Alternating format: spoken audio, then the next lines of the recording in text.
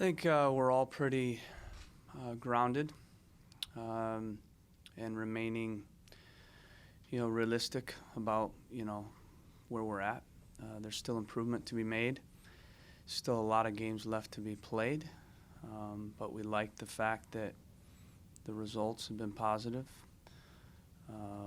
Performances overall have been positive, but there's a lot of improvement still to be made. And I've said it, it doesn't make any game any easier, and every game's going to count and add up, and, our mindset isn't going to change. We've evaluated the last two games objectively, looked at all the things that need to be better, looked at the things that that have been good that we want to keep doing, and we'll follow that process, win, lose, or draw, every single game for the next 32 games. So, it's a good group from the standpoint of I think they know they can be a bit better too, even though we've gotten two results, 2 wins, 6 points. I really like working with this group because, they're pretty calm, and not too high or low. And that's what a good team should act like.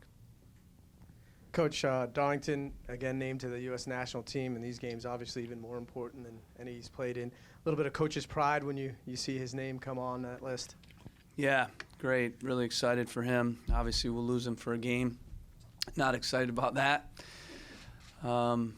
It's his, kind of his old state too, so he's going to miss out on a game in his home state. But for him to get called in for the qualifiers, that's huge. Hopefully he gets in those games as well. I know he did well in the last camp, so I'm hopeful that he'll get some time in these games, and that'll be another step in his career, playing in a qualifier and fighting for points. These 2 games are very important for the national team to get results. Real excited for him, and looking forward to seeing him contribute, hopefully. Coach, Roy Miller, we saw him against LA. Sounds like he's going to be asked to step up again with Liam out. What have you seen from him so far in training, and what did you think of his first performance with the team? Yeah, Ridgewell's still a week out, at least. Odds are Miller will be in there again. It's nice to have a full week to train him. I thought he did a really good job, obviously, especially considering only getting 2 days of training.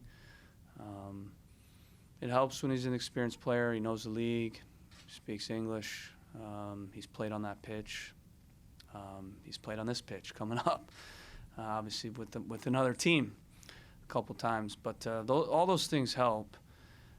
Then when a guy comes in and everything's new and every player's new and the language is new. So I think you saw that in the quicker transition that he made.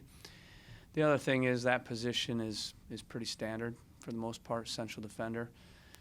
Yes, he'll get better in terms of the chemistry with the other players in the back line, but for the most part, that role is pretty box standard, and he's an experienced central defender. He's played that role more than any other role he's played, and you can see he's very comfortable in that role, and that's where we had him slated to play in signing him. We knew he could cover us at left back, but we signed him to be a cover center back, and he's left-sided, so we never want Reggie to be out, but ultimately we needed better cover if and when that happened, and we feel good that we were able to get a result with a couple injuries. We weren't able to do that last year, and I'm glad that we were able to in this game.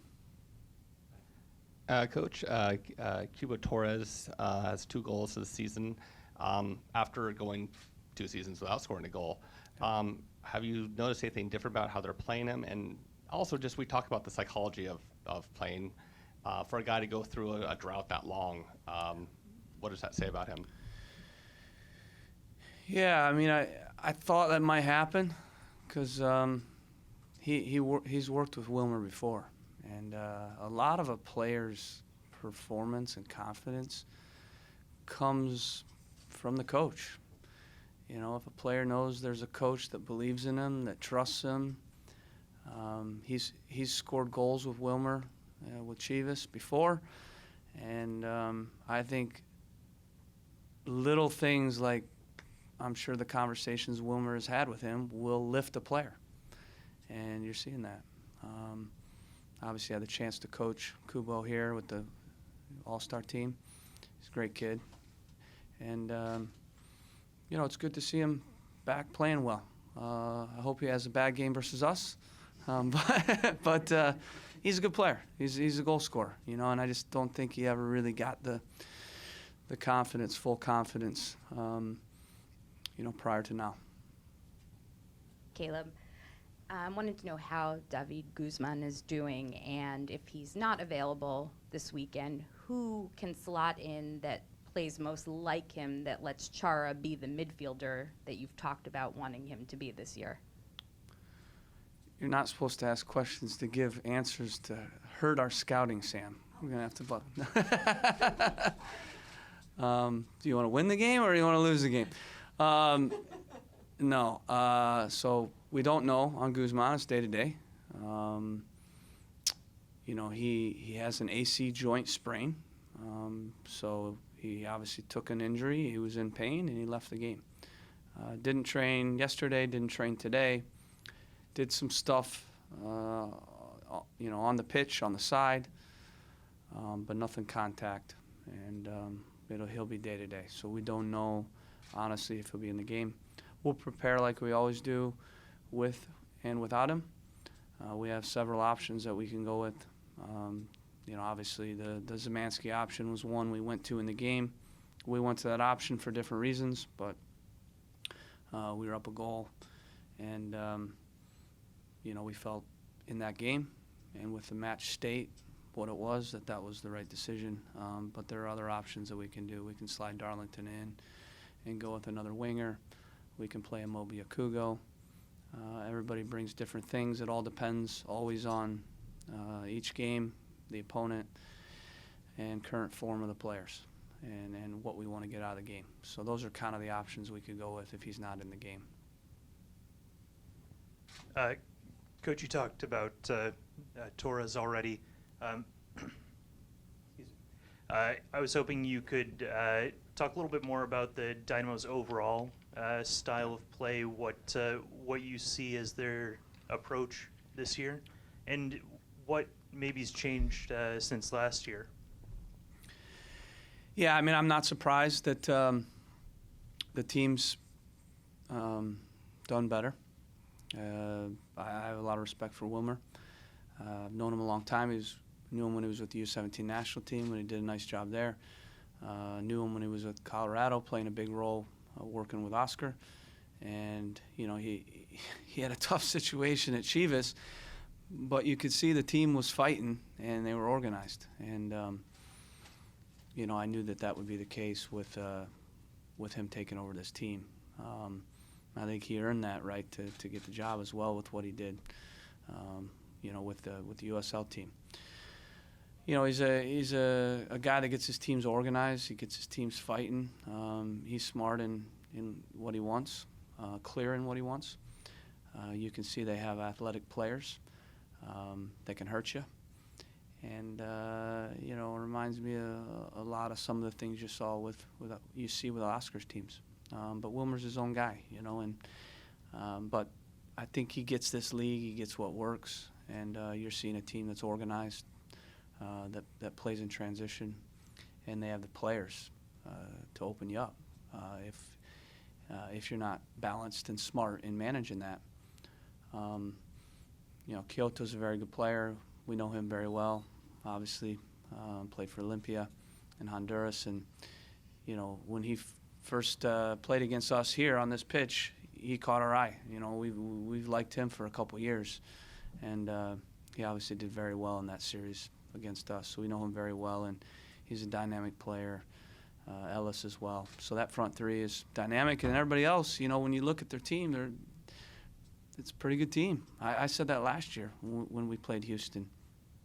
They have good players, and I think the key is he's getting the most out of them. And then there are a few new pieces that have made him even stronger.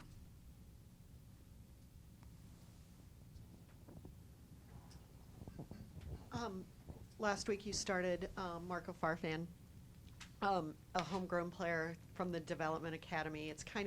It looks like that's kind of a thing that's going on in MLS right now about how younger players, Development Academy players, homegrown players are coming into the league with more frequency. Are you surprised at how quickly the Timbers especially have been able to translate the academy program into a player that plays at the top level? I'm not surprised. I knew it would happen. We've been very patient. I've said it before, we're still very young. We're in the infancy of, our youth development.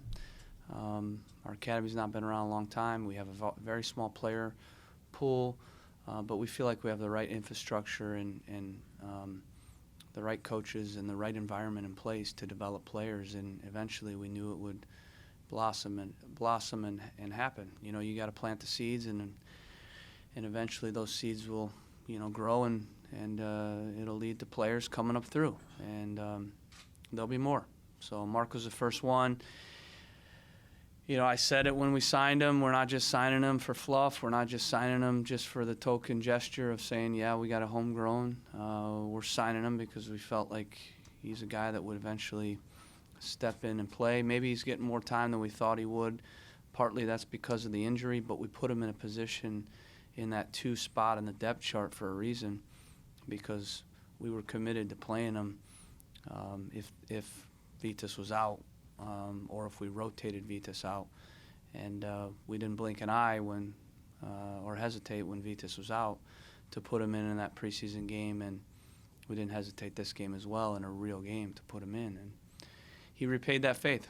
You saw right away. For me, when I look at the very first time he got on the ball and he gobbled up 50 yards and ran with it, you see this kid's up for it. He's got the right mentality. He's always going to grow into every game because he's technical. That always helps because he's confident. When you're confident, you play a bit better defensively as well. And he did a nice job defensively in the last game, going against a really good player in Leggett and Alessandrini, who switched over. So he'll continue to get time, and we're excited about his future. There are other guys that will get opportunities, but only if they're good enough, and only if it's real, not just for any token. We're going to be, Gavin, myself, Merritt, very patient, and we have nothing to gain by signing guys that aren't good enough. He's just a high school senior. Do you have to make any accommodations, like when he has finals and stuff like that? I mean, are there any things that you have to do differently than you would do with a normal player because he's so young?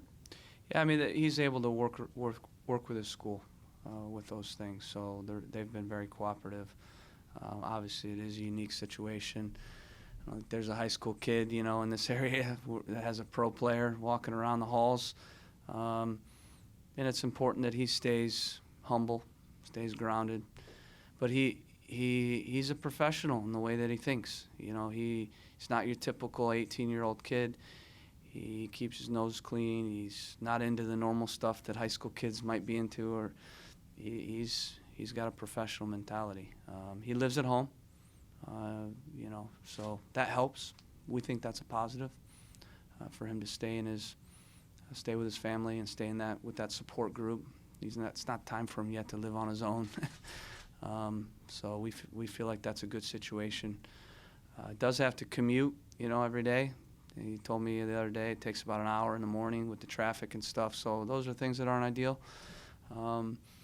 But I like the kid a lot. We have a lot of good talks, and I'm going to keep, making sure that he's doing the right things. But it's not difficult with him. He might miss out on prom. I don't know.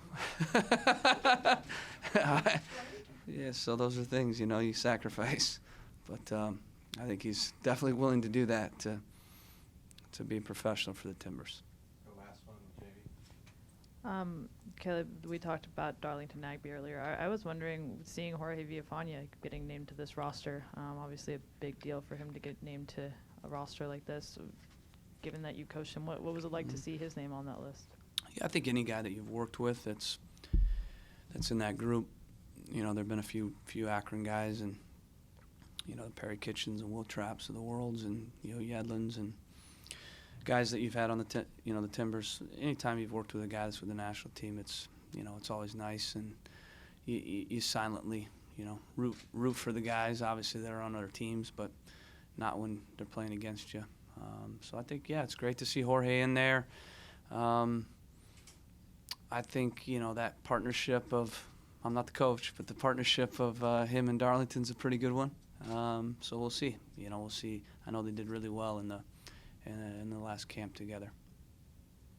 Thanks, everybody. Can we get a quick Vitas update? Before you get out of here? Mm-hmm. Yeah, I got my sheet because I want to, you know, make sure that so Vitas is a calf strain, and he is questionable for this week. He's not definitely out, but he hasn't trained the last several days. We'll know later in the week whether or not he's available, but it will be close, be tight. So we're not ruling him out or in, but he hasn't trained the last several days. We're hoping maybe he does a little bit tomorrow or the next day. Obviously, he'll have to train in either tomorrow or the next day to be available.